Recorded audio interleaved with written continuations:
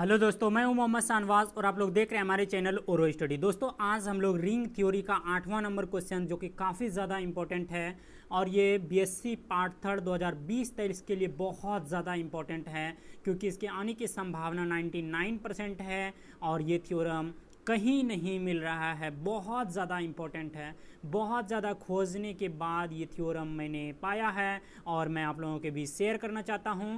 तो चलिए वीडियो के लास्ट तक बने रहना और चैनल पे नहीं होते चैनल को कर देना है सब्सक्राइब। सबसे पहले जान लेते हैं कि ये थ्योरम कौन सा है।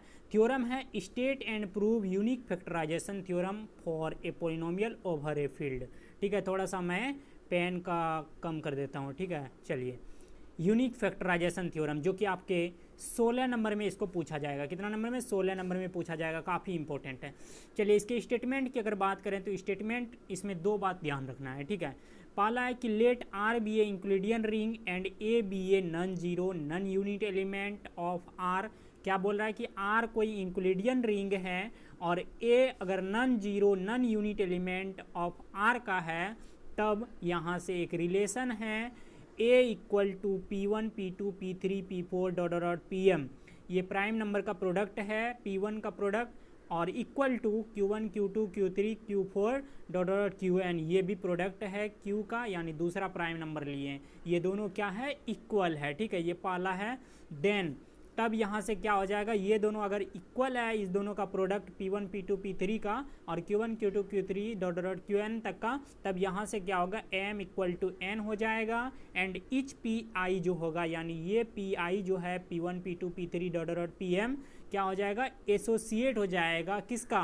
QJ का, यानी इसका हो जाएगा एसोसिएट हो जाएगा, यानी Q1 Q2 Q3 J के जगह पे 1 2 3 पुट करेंगे तो QJ हम लिए हैं, एक जनरल टर्म लिए हैं। ठीक है, एंड दूसरा अगर इसी को पलटा कर बोले हैं हम, उल्टा के जिसको बोलते हैं रिवर्स में, जैसे कि PI हो रहा था एसोसिएट QJ का, उसी प्रकार QJ एसोसिएट होगा किसका? PI का होगा। जहाँ पे दिया हुआ है वेयर कंडीशन, I का जो मान होगा वो वेरी करेगा 1 और M के बीच, और J का जो मान होगा वो 1 और N के बीच होगा। ठीक है, एंड PI एंड QJ जो होगा R प्राइम एलिमेंट है किसका?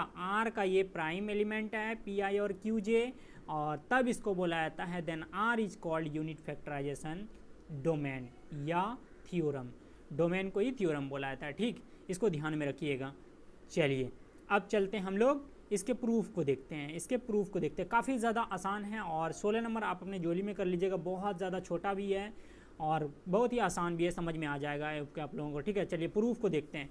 गिवन ये चीज़ दिया हुआ है हम लोगों को, क्या दिया हुआ है? A equal to P1 P2 P3 P4 dot dot PM equal to Q1 Q2 Q3 Q4 dot dot QN। ये स्टेटमेंट में हम लोग लेकर चले थे फर्स्ट का, इसको मान लेते हैं फर्स्ट इक्वेशन। ठीक है, चलिए ये प्रोडक्ट में दिया हुआ है, प्रोडक्ट में दिया हुआ है। चलिए सिंस यहाँ से हम लोगों को एक चीज़ पता चल रहा है कि P1 को डिवाइड कर रहा है, P1 डिवाइड कर रहा है P1 P2 P3 P4 dot dot dot PM को डिवाइड कर रहा है। ये चीज़ मानना, कौन कर रहा है? P1 डिवाइड कर रहा है इन वाले नीचे वाले को। ठीक है, इसका प्रोडक्ट जो है प्राइम नंबर्स का P1, ठीक, PI वाले को।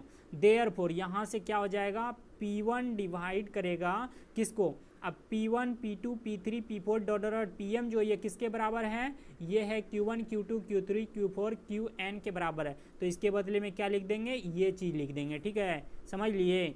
चलिए अब चलते हैं 10 लेट, यहाँ से अब क्या हो जाएगा, P1 को डिवाइड कर रहा है Q1, अब इसके बदले में क्या लिख देंगे? Q1 लिख देंगे। ठीक है, जैसे कि यहाँ P1 लेके चल रहे थे, P1 डिवाइड कर रहा था, इन सबको डिवाइड कर रहा था, उसी प्रकार यहाँ से हो जाएगा P1 डिवाइड करेगा अब Q1 को, इसके बदले में Q1 लिख दिए। ठीक, इन सारे के बदले Q1 लिख दिए, एक प्राइम नंबर। चलिए यहाँ से अब क्या समझ में आ रहा है, सिंस P1 एंड Q1 जो है आर प्राइम एलिमेंट है, ये चीज़ पता है। Therefore P1 and Q1 must भी एसोसिएट हो जाएगा। एसोसिएट करने का मतलब कि P1 जो है वो Q1 का एसोसिएट हो जाएगा और Q1 भी जो है वो P1 का एसोसिएट होगा। बस यहाँ से एक रिलेशन हम लोगों को पता चला, जब एसोसिएट हो रहा है तो Q1 को लिख सकते हैं ना हम P1 इंटू U1, जहाँ U1 क्या है? यूनिट है। क्या है? यूनिट एलिमेंट है। U1 क्या है? यूनिट एलिमेंट है। हेंस यहाँ से फर्स्ट इक्वेशन में हम लोग पुट कर देते हैं। फर्स्ट इक्वेशन हम लोगों का क्या था? देखिए फर्स्ट जो माने हैं यहाँ पे अब इसके बदले में हम लोगों को Q1 के बदले में पुट करना है P1 इंटू U1 पुट करना है। ठीक, चलिए ये चीज़ दिया हुआ है P1 P2 P3 P4 dot dot PM, और Q1 के बदले में हम पुट कर दिए क्या, P1 UN और Q2 Q3 Q4 dot dot QN, ये चीज़ आने देंगे। ठीक, अब इधर से देखिए P1 दोनों कैंसिल हो जाएगा, इधर का P1 और इधर का भी P1 कैंसिल हो जाएगा, बचेगा इधर बचेगा P1 P2 P3 P4 dot dot PM equal to इधर बचेगा U1 Q2 Q3 Q4 dot dot QN बचेगा। बाय लेफ्ट कैंसिलेशन लॉ लगाए, क्या लगाए, लेफ्ट कैंसिलेशन लॉ लगा के हटा दिए। ठीक है, P1 P2, अब इसको मान लेंगे सेकेंड इक्वेशन। चलिए अब चलते हैं हम लोग आगे। जिस प्रकार हम लोग P1 डिवाइड कर रहा था, P1 P2 P3 dot dot PM को डिवाइड कर रहा था, उसी प्रकार अब हम लोगों को लेकर चलना है P2 डिवाइड करेगा किसको, P2 P3 P4 dot dot PM को डिवाइड करेगा। ठीक है, देयरफॉर जिस तरह हम लोग P1 को लेकर चले थे उसी प्रकार P2 में भी लेकर चलना है सेम, उसके बाद आगे चल के हम लोगों को सिमिलरली कर देना है। ठीक है, यही बस थ्योरम है। अब P2 डिवाइड करेगा तो ये हो जाएगा, किसको कर रहा है, ठीक है, फ्रॉम सेकेंड से यहाँ पे आप P2 P3 P4 को क्या लिख सकते हैं, देखिए यहाँ पे, देखिए यहाँ पे है सेकेंड में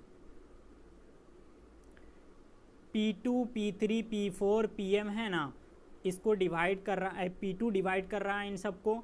अब इन सब के बदले क्या लिख सकते हैं, देखिए P2 P3 P4 dot PM equal to U1 Q2 Q3 Q4 है ना, सेकेंड इक्वेशन से इसको लिख दिए, फ्रॉम सेकेंड लिख दिए। ठीक है, तो डैश लेट यहाँ से हो जाएगा, P2 डिवाइड करेगा Q2 को उसी प्रकार जिस प्रकार कर रहा था P1 Q1 को डिवाइड कर रहा था, यहाँ से फिर उसी प्रकार हो जाएगा कि P2 जो है और Q2 जो है प्राइम एलिमेंट है, देयरफॉर P2 एंड Q2 जो है मस्ट बी एसोसिएट हो जाएगा। अगर एसोसिएट होगा तो Q2 इक्वल टू हो जाएगा P2 इंटू U2 हो जाएगा, और U2 क्या है, यूनिट एलिमेंट ऑफ R है। ठीक, चलिए अब सेकेंड को लेकर चलते हैं, हैंस सेकेंड बिकम्स, या सो सेकेंड बिकम्स लेकर चल सकते हैं। ठीक, सेकेंड में हम लोग इक्वेशन माने थे P2 P3 P4 dot dot PM equal to U1। अब Q2 के बदले हम लोग क्या लिख देंगे, इसके Q2 इक्वल टू होता है P1 इंटू U2 हम लोग निकाले हैं। ठीक है, उसको रख देंगे यहाँ पे, तो ये हो जाएगा U1 into P2 into U2, यहाँ से हो जाएगा। फिर लेफ्ट कैंसिलेशन लॉ लगाएंगे तो P2 कैंसिल हो जाएगा दोनों साइड का। अब बचेगा इधर P3 P4 dot dot PM, इधर बचेगा U1 U2 Q3 Q4 dot dot QN बचेगा, लेफ्ट कैंसिलेशन लॉ इसको थर्ड मान लेंगे। अब यहाँ से कंडीशन देखिए, अब ध्यान से सुनिएगा, अगर बोल रहा है कि यदि इफ़ m लेस देन अगर n रहेगा, m लेस देन अगर n रहेगा, यानी m n से छोटा रहेगा, ये वाला पार्ट जो है अगर बोल रहा है कि इससे छोटा रहेगा, then after a finite number of steps LHS, यानी इधर जो बचेगा ये घटते घटते क्या हो जाएगा, फाइनाइट नंबर हो जाएगा। धीरे धीरे हम लोग करते जाएंगे, फिर हम लोग फोर्थ इक्वेशन में जाएंगे, यानी P3 को डिवाइड करेंगे, P3 डिवाइड करेगा Q3 को, धीरे धीरे करते करते इधर बचेगा हम लोगों का फाइनाइट नंबर बचेगा।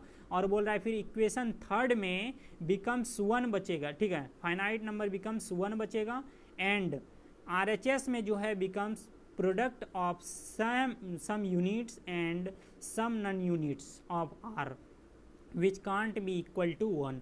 कहने का मतलब है कि घटते घटते हम लोगों का LHS साइड में 1 बचेगा, लास्ट स्टेप में हम लोग M तक चल जाएंगे।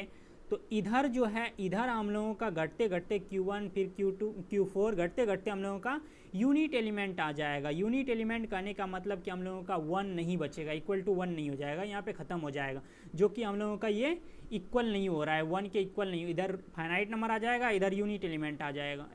ठीक है, तो वो इक्वल नहीं होगा। इससे हम लोगों को पता चल रहा है, दैट इज यहाँ से समझ में आएगा कि LHS साइड में हम लोगों का धीरे धीरे घटते घटते 1 बच जाएगा। उसके बाद इधर जो होगा हम लोगों का U1 U2 U4 QK dot dot QN not possible, इस तरह पॉसिबल नहीं होगा। क्यों इस तरह बोल रहे हैं, पहले था P1 लेके चल रहे थे, फिर P2 आया, फिर इधर U1 U2 बढ़ते जा रहा है, फिर आएगा P3 हटेगा, इधर बचेगा P4 बचेगा, इधर फिर U1 U2 U3 आएगा, Q3 हट जाएगा। इस तरह को इस चीज़ को लेकर बोल रहे हैं। ठीक है, तो यहाँ से कंट्राडिक्शन आ गया हम लोगों का।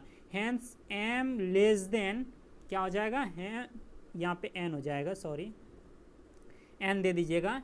Hence m less than is not equal to n। ठीक है, और डैट इज यहाँ से तब क्या होगा, ये लेकर जो चले थे हम लोग, इफ़ यदि अभी जो मान के चले थे m लेस देन n मान के जो चले थे, ये हम लोगों का गलत साबित हुआ। क्यों गलत साबित हुआ? क्योंकि एक बगल फाइनाइट आएगा, एक बगल यूनिट एलिमेंट आएगा, जो हम लोगों का पॉसिबल नहीं है, ठीक है। तब लेकर अगर चलेंगे m greater than equal to n लेकर चलेंगे, इसको फोर्थ इक्वेशन मानेंगे, तब यहाँ से हम लोगों का क्या हो जाएगा, interchanging the role of the p dash s and q dash s in first. फिर उसको हम लोग क्या करेंगे, पलटाएंगे, पहले q1 को लिखेंगे, उसके बाद q2 को लिखेंगे, तो यहाँ से हम लोगों का आएगा m less than equal to n आएगा, जो इसको फोर्थ इक्वेशन हम लोग फिफ्थ इक्वेशन मान लेना है। अब यहाँ से हम लोगों का देखिए from fourth and 5 we can conclude the m equal to n हो जाएगा, यहाँ से दोनों m equal to n equal हो जाएगा। And this each pi is an associate of some qj and each qj is associate of some pi। तब यहाँ से हम लोगों का क्या हो जाएगा, pi एसोसिएट होगा qj का और qj भी एसोसिएट हो जाएगा pi का। तो यही था मुख्य रूप से हम लोगों का unit factorization theorem. I hope कि आप लोगों ने समझ लिए होंगे, नहीं समझे हैं तो दोबारा इस वीडियो को जरूर देखिएगा, समझ में आ जाएगा। चलिए यहाँ से स्क्रीनशॉट लेना आप स्टार्ट कीजिए। चलिए फर्स्ट स्क्रीनशॉट लीजिए आप यहाँ से, चलिए स्क्रीनशॉट ले लिए। अब यहाँ से स्क्रीनशॉट लीजिए, आप यहाँ से स्क्रीनशॉट लीजिए, उसके बाद आप लोग यहाँ से स्क्रीनशॉट लीजिए, उसके बाद आप लोग यहाँ से स्क्रीनशॉट लीजिए, उसके बाद यहाँ से स्क्रीनशॉट लीजिए, और उसके बाद लास्ट स्क्रीनशॉट यहाँ से लीजिए और यहाँ से आप लीजिए, ठीक है। चलिए स्क्रीनशॉट यहाँ लास्ट तक हो गया। चलिए ये था कुछ unique factorization theorem. I hope कि आप लोगों ने समझे होंगे। चलिए फिर मिलते हैं अगले वीडियो में अगले टॉपिक के साथ। Bye bye.